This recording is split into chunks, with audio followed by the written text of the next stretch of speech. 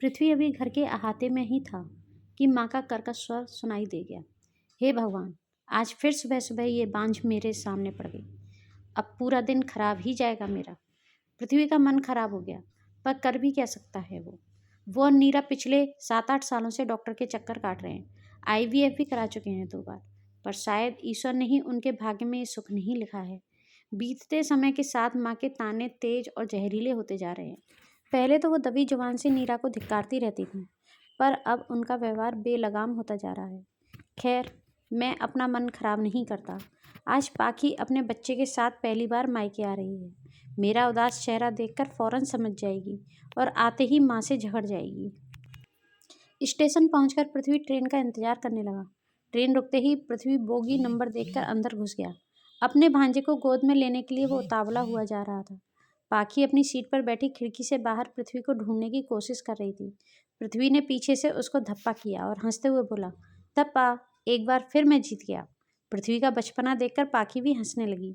पृथ्वी ने बाहें पसार दी। ला, अपना काना मुझे दे, वो मामा की गोद में आने के लिए कब से मचल रहा है। अरे भैया, जल्दी सामान उतारिए, ट्रेन चल पड़ी तो सब अगले स्टेशन पहुंच जाएंगे। पृथ्वी से नजरें चुराती पाखी कान्हा को लेकर खुद ही उतर गई। पृथ्वी की फैली बाहें एक बार फिर रिक्त रह गईं। वो फौरन समझ गया ये ट्रेन का आखिरी पड़ाव था। दोबारा उसने कान्हा को छूने का जतन नहीं किया। एक अजीब सा सन्नाटा दोनों भाई बहन के बीच पसर गया। घर पहुंचते ही माँ, पापा, आकाश, उसकी पत्नी सोनी और बच्चे सब चहकते हुए कान्हा को गोद में लेने के लिए झगड़ने लगे। नीरा आगे बढ़ने लगी तो पृथ्वी ने उसका हाथ थाम लिया। नीरा पृथ्वी की भरी आंखें देखकर सब कुछ समझ गई। तो क्या पाखी भी सोनी की तरह सोचने लगी? वो भी अपनी भाभी माँ का साया अपने बच्चे पर नहीं पड़ने देगी? क्या वो भी औरों की तरह हो गई? क्या मातृत्व सच में औरत को इतना हृदयहीन कर देता है? अभी विचारों की श्रृंखला चल ही रही थी कि कानों में आवाज पड़ी, नीरा के परछावे से अलग रखना चाहती हूँ सोनी। कुछ दिनों की बात है। पाखी अगर तुम्हारे कमरे में एडजस्ट हो जाए तो बेहतर रहेगा। माँ जी की बात पर सोनी इतराती हुई बोली, अब जो भी परेशानी होगी देखा जाएगा माँ जी। बच्चे की सलामती से बढ़कर थोड़े ना है हमारा आराम। माँ जी ने सोनी को गले लगा लिया और नीरा की ओर मुखातिब हुई बोली, नीरा, पाखी के खाने पीने का प्रबंध करो। इतनी लंबी जर्नी करके आई है, भूख लग गई होगी। बल्कि पहले उसके नहाने की तैयारी कर दो। देखना बाथरूम में सब कुछ उपलब्ध है या नहीं। नहा लेगी तो फ्रेश फील करेगी। पानी अगर हो तो गर्म ही। माँ जी, पाखी के नहाने के और खाने की तैयारी भी अगर सोनी ही कर ले तो बेहतर होगा, क्योंकि कल को कान्हा या पाखी को छींक भी आ गई तो दोष आप मेरे सिर ही मढ़ेंगी। नीरा ने आंसू पोंछ डाले थे।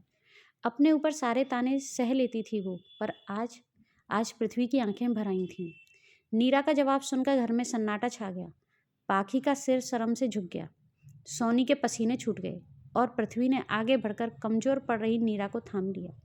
माँ जी, देख रहा है पृथ्वी कैसे जवाब दे रही है तेरी बीवी मुझे। अरे, पाखी की खुशी देखी नहीं जा रही है इससे।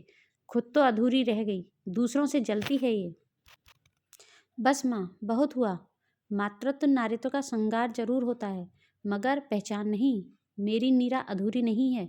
मेरी नीरा तो ममता की वो मूरत है जिसने पाखी को खुद माँ बनकर संभाला है। अधूरी वो नहीं, अधूरी तो आप हैं और हर वो औरत है जो मातृत्व को ही नारीत्व की पहचान समझती है। उठो नीरा, यहाँ से चलते हैं। पृथ्वी और नीरा कुछ देर में ही घर से निकल गए। माँ जी की ही जिद थी कि अनाथ बच्चा मेरे घर का कुलदीपक नहीं बनेगा। अलग सेटल हो जाने के बाद उन्होंने बच्चा गोद लेने की प्रक्रिया शुरू कर दी। जिस दिन वो बच्चा देखने अनाथालय गए, नीरा का दिल सभी मासूम बच्चों पर मचलने लगा। किसी की मुस्कान उसे भा गई तो किसी की चमकती आंखें। जब उसने वार्डन को अपनी उलझन बताई तो उनकी प्रेरणा से उसने वहीं जाकर बच्चों को पढ़ाना शुरू कर दिया। गोद लेकर तो वो किसी एक बच्चे की माँ बन पाती, पर वार्डन मैम की सलाह से वो हजारों बच्चों की माँ बन गई। आज उसके प्रेम और इस निस्वार्थ सेवा के लिए उसे मुख्यमंत्री द्वारा पुरस्कृत किया जा रहा है। नीरा और पृथ्वी जब मंच पर प्रशस्ति पत्र लेने पहुंचे तो तालियों की गड़गड़ाहट से हॉल गूंज उठा।